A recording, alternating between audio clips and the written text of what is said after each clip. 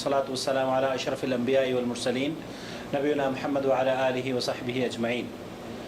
ناظرین کرام السلام علیکم ورحمۃ اللہ وبرکاتہ۔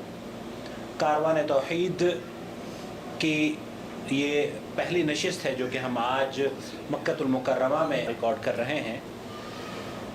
یوں تو اس سلسلے کا آغاز کئی مہینوں سے ہو چکا ہے، لیکن یہ اللہ رب العالمین کی بڑی کرم نوازی ہے کہ اس نے ہمیں ایک بر صغیر کے ایسے عالم دین سے ملنے کی ملاقات کا آج یہاں ہم نے شرف حاصل کیا ہے، جس کے خانوادے کا نام اگر آپ سنیں گے تو آپ سن کر اپنے دانتوں میں انگلی ضرور دبا لیں گے، کیونکہ وہ خانوادہ، وہ خاندان جس نے ہمیشہ تقلیدی مذاہب کی خدمت کی ہو، اللہ کے فضل و کرم سے اس خاندان کو آج قرآن و سنت نے توڑ کر رکھ دیا ہے۔ اللہ کے فضل و کرم سے اس خانوادے جس کو انور شاہ کشمیری نے اپنی پوری طاقت سے تقلیدی جمود کے ارد گرد گھیرا ہوا تھا، آج اللہ کے فضل و کرم سے وہ خانوادہ، اس خاندان کے افراد قرآن و سنت کی دعوت و تبلیغ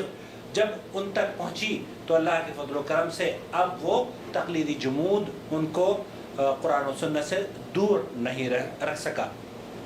ہمارے درمیان ایک ایسی مشہور شخصیت موجود ہے جن کا تعارف ہم انہی کی زبانی آپ کو سنوائیں گے، لیکن اس سے پہلے کہ وہ اپنا تعارف بیان کریں، میں اس نشست کے بارے میں یہ عرض کرنا چاہوں گا کہ مکۃ المکرمہ کے اندر یہ ہماری پہلی نشست ہے، اور اللہ کا فضل و کرم ہے کہ کاروان توحید کی یہ ریکارڈنگ جن شخصیات سے ہم نے اب تک ملایا ہے، یہ یا آج جو ملاقات ہو رہی ہے، دنیا سلفیت کی یہیں پر یہ فل سٹاپ نہیں ہے۔ ابھی بہت سارے لوگ، بہت سارے افراد، بہت سارے علماء ایسے ہیں جن کا تعارف آپ تک کرانا ابھی باقی ہے۔ لیجئے آج جو ہمارے درمیان شخصیت مکۃ المکرمہ میں موجود ہے، ہم ان سے مخاطب ہوتے ہیں۔ السلام علیکم ورحمۃ اللہ وبرکاتہ۔ شیخ، معذرت کے ساتھ ہم چاہیں گے کہ آپ ہمارے ناظرین کو اپنا تعارف بیان فرمائیں۔ جی، میرا نام سید عتیق الرحمن شاہ کشمیری ہے، اور تعلق میرا آزاد کشمیر وادی نیلم سے ہے، اور میں انور شاہ کشمیری جو دیوبند علماء کے یہ بڑے باعث فخر اور بہت بڑی علمی شخصیت ہے، ان کے خاندان سے تعلق رکھتا ہوں، اور تعلیمی سلسلہ دیوبند ہی مدارس سے میں نے الحمدللہ مکمل کیا، اور اس کے بعد جو ہے اب اسلام آباد واہ کینٹ میں آج کل رہائش پذیر ہوں۔ تو یہ میں مختصر سا تعارف ہے۔ جزاک اللہ خیر۔ آپ نے فرمایا کہ آپ انور شاہ کشمیری جو دیوبندیت سے جن کا بہت ہی گہرا تعلق سمجھا جاتا ہے، بلکہ اکابر علماء میں ان کا شمار ہوتا ہے، آپ ان کے خانوادے سے اہل حدیث ہوئے ہیں۔ آپ ہمیں یہ بیان فرمائیں کہ آپ کے بارے میں یہ سنا گیا ہے کہ یہ صرف محض آپ کا اس خانوادے سے کوئی تعلق نہیں ہے، صرف آپ ان کے نام کو استعمال کر رہے ہیں، اس کی کیا حقیقت ہے؟ ہاں، پہلی بات تو میں یہ کہنا چاہوں گا عاقل صاحب، اس بات کے پر شروع کرنے سے پہلے کہ میں مشکور ہوں آپ احباب کا اور آپ کی ان کوششوں اور کاوشوں کا کہ جو آپ اس سلسلے میں کر رہے ہیں، کاروان توحید آپ نے چلایا ہے، اور الحمدللہ اس سے آپ کو کئی چہرے جو ہیں ایسے متعارف ہوں گے جو کہ پس پردہ ہیں، اور بہت بڑی بڑی علمی شخصیات ہیں جو کہ دیگر مسالک کو چھوڑ کر مسلک اہل حدیث کو انہوں نے قبول کیا ہے۔ تو الحمدللہ ابھی وہ چہرے لوگوں کے سامنے آئیں گے اور لوگ اس سے بھرپور فائدہ اٹھائیں گے۔ تو انہی میں ایک میری تو کوئی ایسی وہ بات نہیں ہے، لیکن اصل جو سلسلہ یہ ہے کہ علامہ انور شاہ کشمیری اور ان کے والد محترم سید معظم شاہ صاحب اور میرے دادا سید موسیٰ شاہ صاحب یہ سکے بھائی ہیں آپس میں۔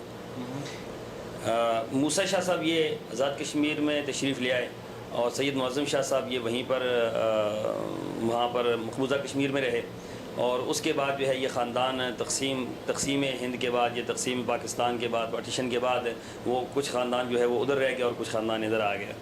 تو ہمارے خاندان کے اوپر جو ہے وہ دیوبندیت کی چھاپ نہیں بلکہ دیوبندیت کا ایک انتہائی غلبہ تھا. اور ہم فقہ حنفی یا دیوبندیت جو ہے اس کا منبع اور محور جو ہے وہ ہمارے خاندان کو سمجھا جاتا تھا بر صغیر کے اندر. علامہ انور شاہ کشمیری کی دنیائے دیوبندیت میں چھوڑ کر پوری دنیا کے اوپر ایک بہت بڑا نام ہے، علمی طور پر پہچانا جاتا ہے ان کو. اور خاص کر جو ہے بر صغیر کے اندر تو علامہ انور شاہ کشمیری کو بہت دنیا جو ہے علمی مقام اور مرتبہ دیتی ہے. اور یہ بات بھی حقیقت ہے کہ ان کا تھا بھی مقام اور مرتبہ اس لحاظ سے. لیکن جب یہاں پر تقسیم ہوئی ہند کی تو اس وقت اس کے بعد جو ہے ہمارے خاندان کی جو باغ دوڑ تھی وہ یہاں پر بڑے بڑے شیوخ نے سنبھالی. یہاں پر سید غلام مصطفیٰ شاہ صاحب اور ہمارے تایا، سگے تایا ہمارے مولانا محمد یوسف شاہ صاحب جو کشمیر کے بہت بڑے معروف عالم دین تھے. میرے والد گرامی مولانا محمد یونس شاہ صاحب وہ بہت بڑے عالم دین تھے اور اس دور کے بہت بڑے خطیبوں میں شمار ہوتے تھے وہ.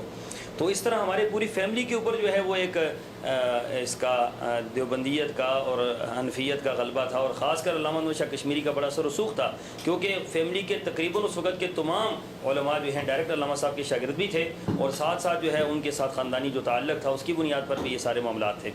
تو اکثر یہ تو الحمدللہ ہمارا خاندانی پس منظر ہے اور اس کو ہم ہر جگہ پر بیان کرتے ہیں. اور یہ خاندانی پس منظر ایسا نہیں ہے کہ جس کو جو ہے ہم کسی خفیہ میٹنگ میں کر رہے ہیں یا کوئی ایسا معاملہ ہے. اللہ کے فضل و کرم سے پورے پاکستان میں، پوری دنیا میں ہماری یہ بات جا رہی ہے اور اللہ کا فضل ہے. اب جو لوگ اگر نہیں مانتے تو یہ تو ان کا مسئلہ ہے، مانے نہ مانے تو یہ تو کوئی منوا نہیں سکتا. لیکن اللہ کا فضل و کرم ہے کہ میرا تعلق علامہ انور شاہ کشمیری سے ہے. ہم قریب ترین ان کے رشتہ داروں میں ہیں، عزیزوں میں ہیں. پاکستان میں ہم سے قریبی کوئی ان کا رشتہ دار نہیں ہے.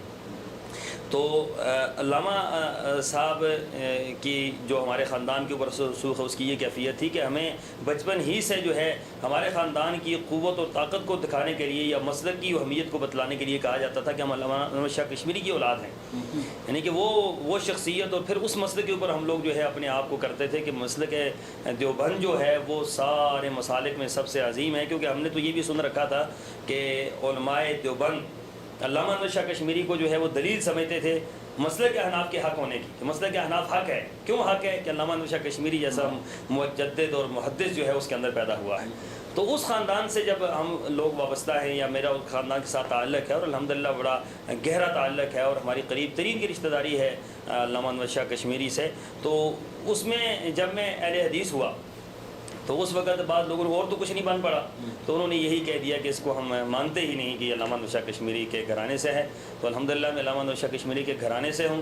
اور یہ بات جو ہے صرف ایک خفیہ نہیں بلکہ یہ بات جو ہے وہ ابھی تو بہت ہی اوپن ہو چکی ہے. الحمدللہ پوری دنیا کے اوپر ہماری سیڈیز جا رہی ہیں اور پوری دنیا کے اوپر لوگ دیکھ رہے ہیں اور ہماری پوری فیملی کو اس حوالے سے علم ہے اور پوری فیملی کے احباب بھی اس سے آگاہ ہیں.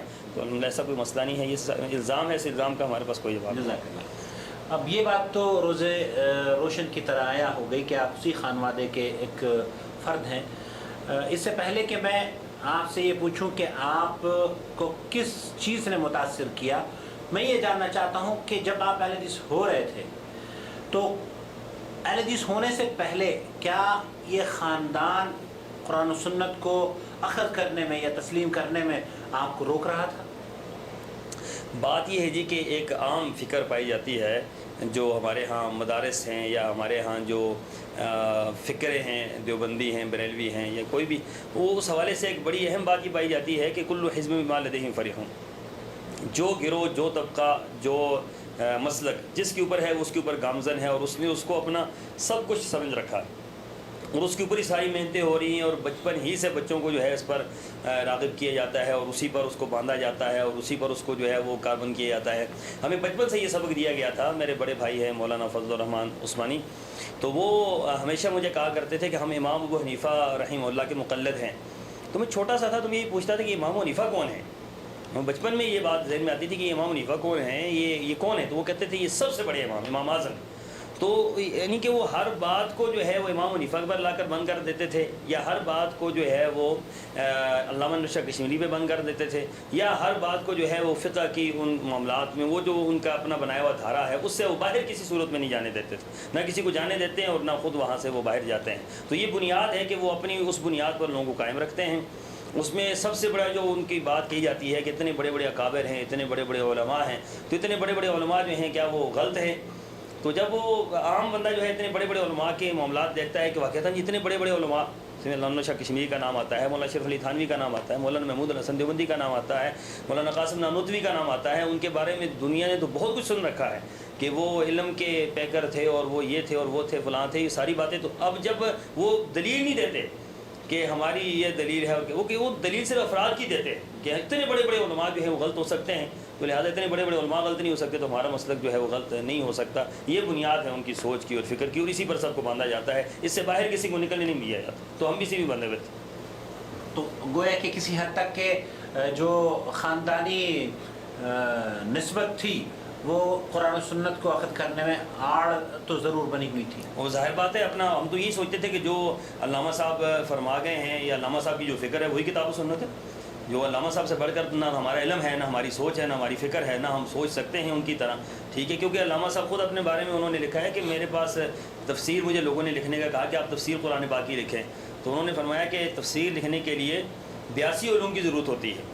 تو 81 علم میرے پاس ہے، ایک علم صرف نہیں ہے میرے پاس جس کی وجہ سے میں تفسیر نہیں لکھ سکتا. تو بقول ان کے 81 علوم ان کے پاس جو ہے وہ موجود تھے، جبکہ وہ 81 علوم کی اگر لسٹ لی جائے تو ان میں میرے خیال میں تو وہ گننے بھی بہت مشکل ہو جائیں گے. تو یہ اتنی یعنی کہ ان کی ایک اپنی بھی وہ تھی، اور پھر وہ یہ کہا جاتا تھا اور یہ کہا جاتا ہے، ابھی آپ کے علم میں ہوگا کہ علامہ شاہ کشمیری وقت کے ابن تیمیہ ہیں.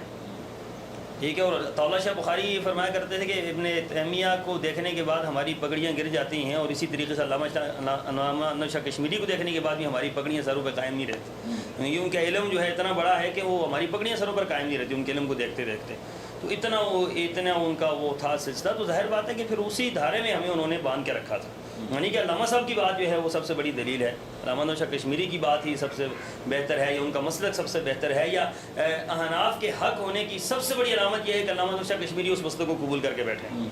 اور خود پوری زندگی علامہ شاہ کشمیری رحمہ اللہ نے پوری زندگی جو ہے وہ اسی اس کو سلجھانے میں لگا رکھی ہوں. فقہ کے جتنے معاملات تھے اور جو اس پر اعتراضات تھے، جو فقہ کے اوپر جو کتاب و سنت کے خلاف جو فقہ کی جو باتیں ہیں، اس کو پوری زندگی جو ہے نا علامہ صاحب کسی طریقے سے کتاب و سنت کے مطابق ڈھالنے کے لیے کوشاں رہے ہیں. تو یہ ظاہر بات ہے کہ یہ بہت بڑا مسئلہ تھا، اور ہم جیسے لوگ جو ہیں وہ تو پھر سوچ بھی ہماری بند کر دی جاتی تھی کہ آپ یہاں سے آگے سوچیں بھی نہ، سوچنا بھی آپ کی گمراہی.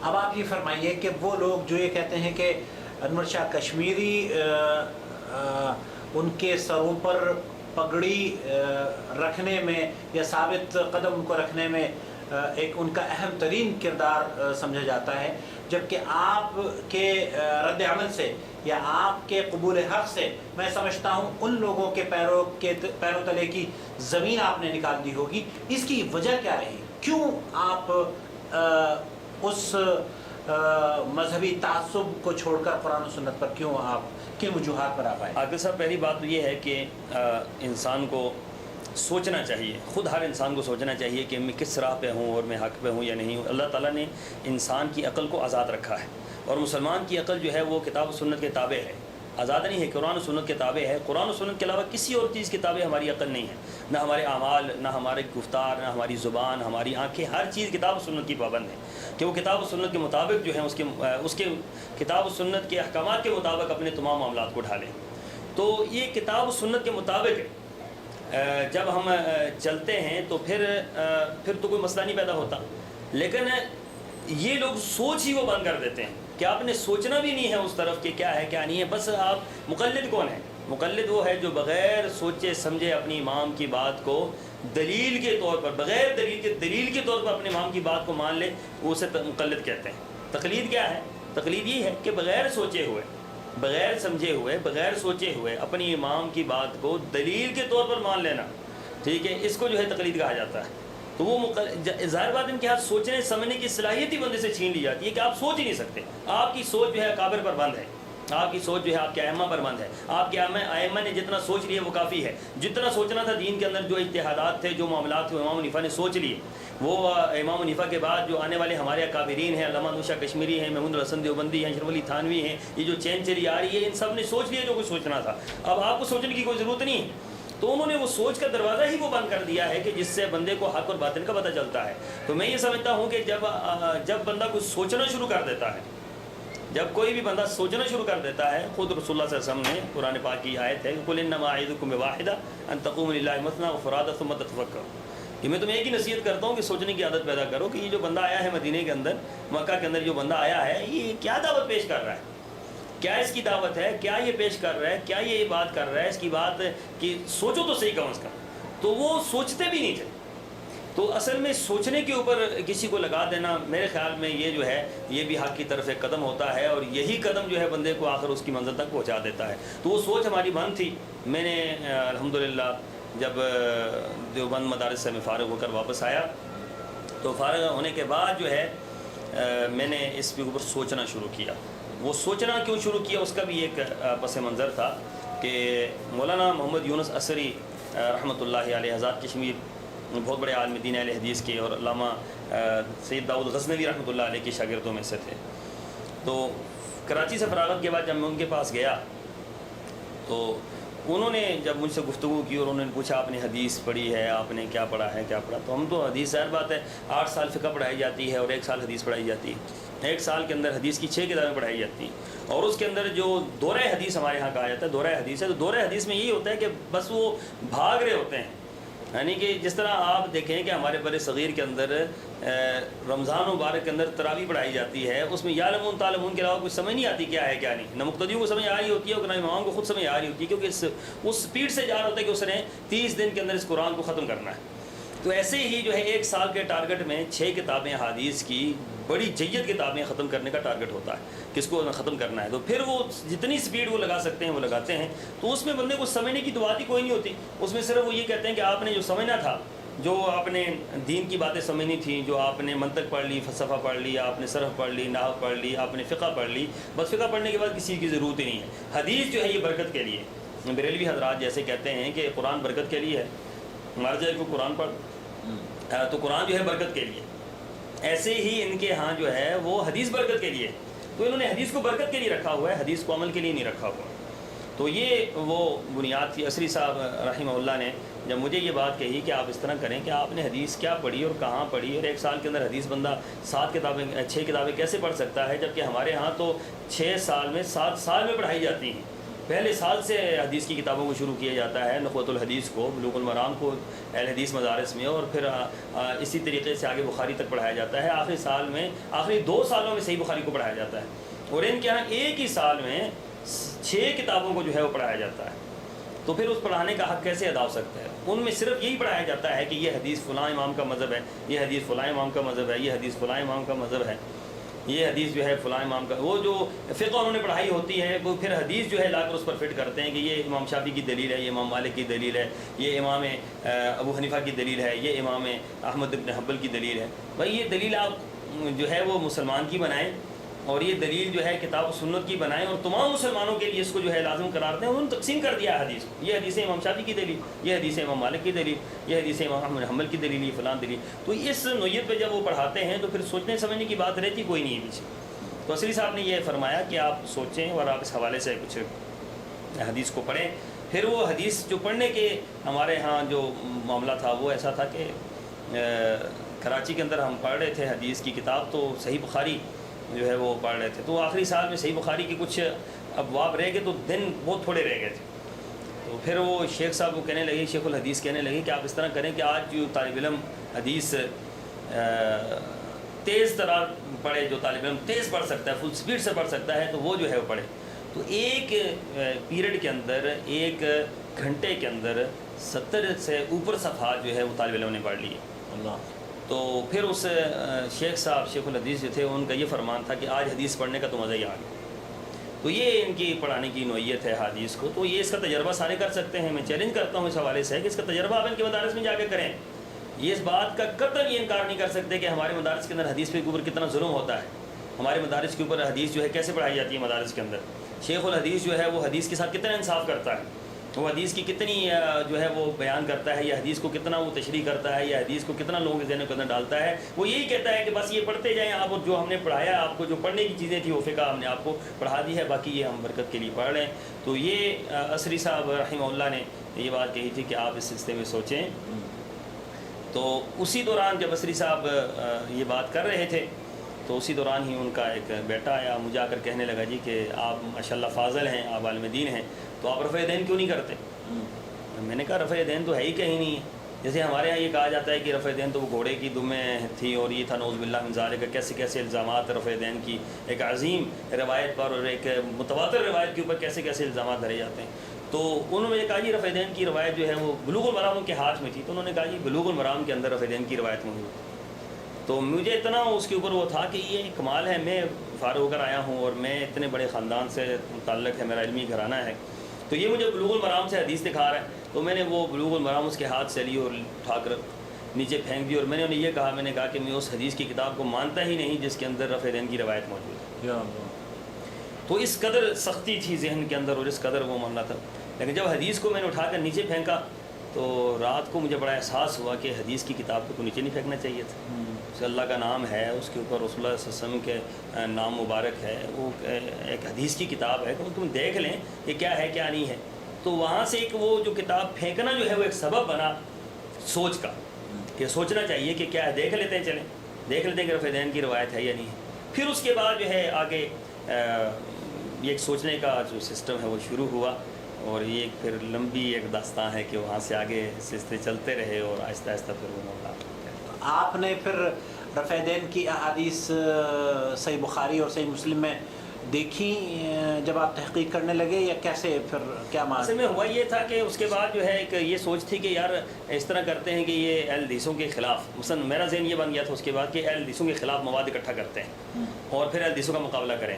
مثلا عدم رفع دین کی حدیثیں تلاش کرتے ہیں اور ان کے خلاف جو ہے وہ جس طرح ایک مناظرانہ انداز تھا، کہ ایک مناظر بننے کی مجھے سوچ گئی کہ میں مناظر بنوں گا اور مناظر بن کے جو ہے وہ اہل حدیثوں کے خلاف مناظرے کروں گا. مثلا آمین بالجاہر بھی نہیں ہے، فاتح خلف الامام بھی نہیں ہے، یہ پاؤں کے ساتھ پاؤں بھی غلط ملاتے ہیں، یہ طلاق کے ثلاثہ کا مسئلہ بھی ان کا غلط ہے. یعنی کہ اہل حدیث کے جتنے بھی مابی نظام مسائل ہیں اس پر میں تحقیق کرنا چاہ رہا تھا، اور میں چاہ رہا تھا کہ مجھے حدیث سے اتنا مواد اس کا مل جائے کہ میں ان کا جو ہے تیا پنجہ کر کے رکھ دوں. اب وہ حدیث کی کتاب کو کھولتے تھے تو حدیث کے اندر جو ہے وہ رفع دین کی روایت تو نظر آتی تھی، صحیح بخاری کے اندر عدم رفع دین کی روایت کوئی نہیں ملتی تھی. پھر صحیح مسلم کے اندر جب رفع دین تلاش کرتے تھے تو رفع دین کرنے کی روایت تو ملتی تھی، عدم رفع دین کی روایت کوئی نہیں ملتی تھی. وہ گھوڑے کی دموں والی روایت وہ تو بالکل ہے ہی، علماء احناف نے اس کو رد کر دیا کہ بہت بڑا جاہل انسان ہوگا وہ کہ جو یہ گھوڑے کی دموں والی روایت جو ہے عدم رفع دین پہ پیش کرے، کیونکہ وہ تو سلام پھیرتے وقت وہ روایت آتی ہے. تو اس طرح پھر ابو داؤد، نسائی، ترمذی، ابن ماجہ، صحاح ستہ کی ساری کے